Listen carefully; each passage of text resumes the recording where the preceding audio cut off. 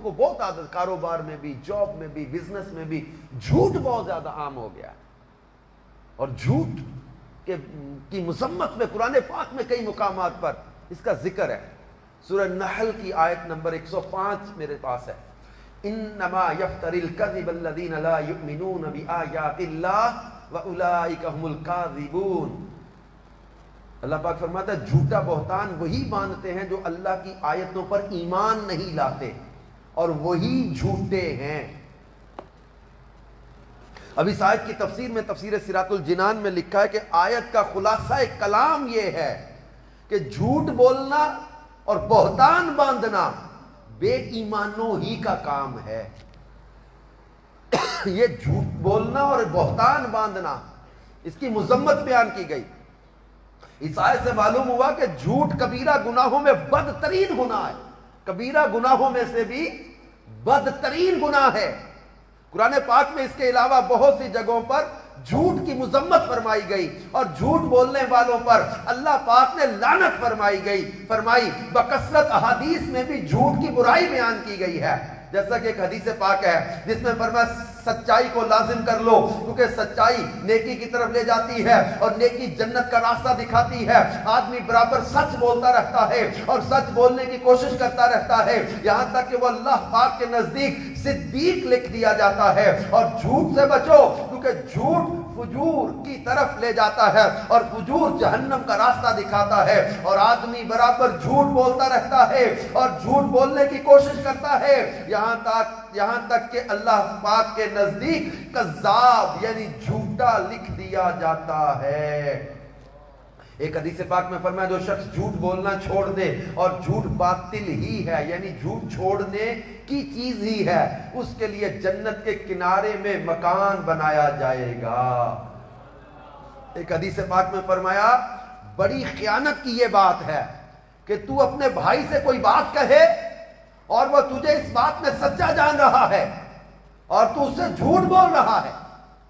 بڑی خیانت کی بات فرمایا اس کو کہ تیرا بھائی تجھے سچا سمجھ رہا ہے اور تو جھوٹ بول رہا ہے. اور ایک حدیث پاک میں فرمایا بندہ بات کرتا ہے اور محض اس لیے کرتا ہے کہ لوگوں کو ہنسائے، اس کی وجہ سے جہنم کی اتنی گہرائی میں گرتا ہے جو آسمان و زمین کے درمیان کے فاصلہ سے زیادہ ہے، اور زبان کی وجہ سے جتنی لغزش ہوتی ہے وہ اس سے کہیں زیادہ ہے جتنی قدم سے لغزش ہوتی ہے. جھوٹ کی مذمت بیان کی. کئی لوگوں کو عادت ہے ہنسانے کے لیے جھوٹ بولتے ہیں. اس حدیث میں فرمایا بندہ ہنسانے کے لیے محض جھوٹ بولتا ہے تو وہ جہنم کی گہرائی میں گرتا ہے جو آسمان و زمین کے درمیان کے فاصلہ سے بھی زیادہ ہے. اس قدر جھوٹ بری چیز ہے. اور ایک حدیث پاک میں فرمایا جب بندہ جھوٹ بولتا ہے اس کی بدبو سے فرشتہ 1 میل دور ہو جاتا ہے. الیاذ باللہ تعالی. جھوٹ اتنا برا کام ہے. اور یہ 1 اپریل ہے صبح. وہ 1 اپریل کو ہمارے بہت سارے نادان مسلمان بھی اپریل فول منانے کے نام پر بلا سوچے سمجھے، اس کی لاجک کیا ہے، اس کی بیس کیا ہے، بس یہ کہ ایک دن ہے جی ہم سیلیبریٹ کر رہے ہیں. اللہ کے بندو سوچو تو صحیح یہ کیا ہے، اس کی بیس کیا ہے، ریزن کیا ہے، لاجک کیا ہے. یہ جھوٹ مذاق کے طور پر یا مسخرے کے طور پر یا وہ چھیڑنے کے طور پر یا کسی کو دھوکہ دینے کے طور پر، یہ انجوائمنٹ کے نام پر بھی جھوٹ ہے. اس کی مذمت ہے. جب بندہ جھوٹ بولتا ہے تو اس کی بدبو سے فرشتہ 1 میل دور ہو جاتا ہے. اور ایک حدیث میں فرمایا کہ بڑی خیانت کی یہ بات ہے تو اپنے بھائی سے کوئی بات کہے اور وہ تجھے اس بات میں سچا جان رہا ہے اور تو اس سے جھوٹ بول رہا ہے. اور ایک روایت میں یہ بھی فرمایا کہ مومن کی طبع میں تمام خصلتیں ہو سکتی ہیں مگر خیانت اور جھوٹ یعنی یہ دونوں چیزیں ایمان کے خلاف ہیں. مومن کو ان سے دور رہنے کی بہت زیادہ ضرورت ہے. اور ایک حدیث پاک میں ہے کہ رسول پاک صلی اللہ علیہ وسلم سے پوچھا گیا مومن بزدل ہوتا ہے؟ فرمایا ہاں. عرض کی کیا مومن بخیل ہوتا ہے؟ فرمایا ہاں. پھر کہا گیا کیا مومن کذاب یعنی جھوٹا ہوتا ہے؟ فرمایا نہیں. یعنی مومن میں جھوٹ نہیں ہوتا. فرمایا کہ جھوٹ سے بچو کیونکہ جھوٹ ایمان سے مخالف ہے. ایک حدیث میں فرمایا بندہ پورا مومن نہیں ہوتا جب تک مذاق میں بھی جھوٹ کو نہ چھوڑ دے اور جھگڑا کرنا نہ چھوڑ دے اگرچہ سچا ہو. یعنی بندہ پورا مومن نہیں ہوتا جب تک کہ مذاق میں بھی جھوٹ کو نہ چھوڑ دے.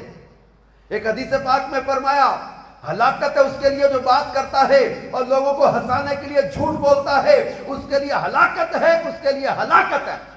یہ 3 بار اس حدیث پاک میں جھوٹ بولنے والے کے لیے اور جو لوگوں کو ہنسانے کے لیے بھی جھوٹ بولے اس کے لیے ہلاکت بیان کی گئی ہے. اب بھی کیا جھوٹ سے باز نہیں آئیں گے؟ اب بھی کیا مذاق میں بھی جھوٹ سے باز نہیں آئیں گے؟ اب بھی کیا لوگوں کو جب وہ اس طرح مذاق بنا کے لوگوں کو تنگ کر کے تکلیف دے کے اذیت دیں گے؟ کتنوں کو جھوٹ بول کے پریشان کر کے ہنستے ہیں اور کئی اسی پریشانی کے عالم میں ایکسیڈنٹ کر بیٹھتے ہیں، کئیوں کا نقصان ہو جاتا ہے. ایسے واقعات ہم نے سنے ہیں. بھائی اب کسی کو مذاق کے طور پہ کال کر دی تمہارے بھائی یا بیٹے یا والد کا ایکسیڈنٹ ہو گیا، وہ جلدی میں گھر سے نکلا، پریشانی کے عالم میں اس کو بائک کہیں ٹکرا دی، اس کا ایکسیڈنٹ ہو گیا.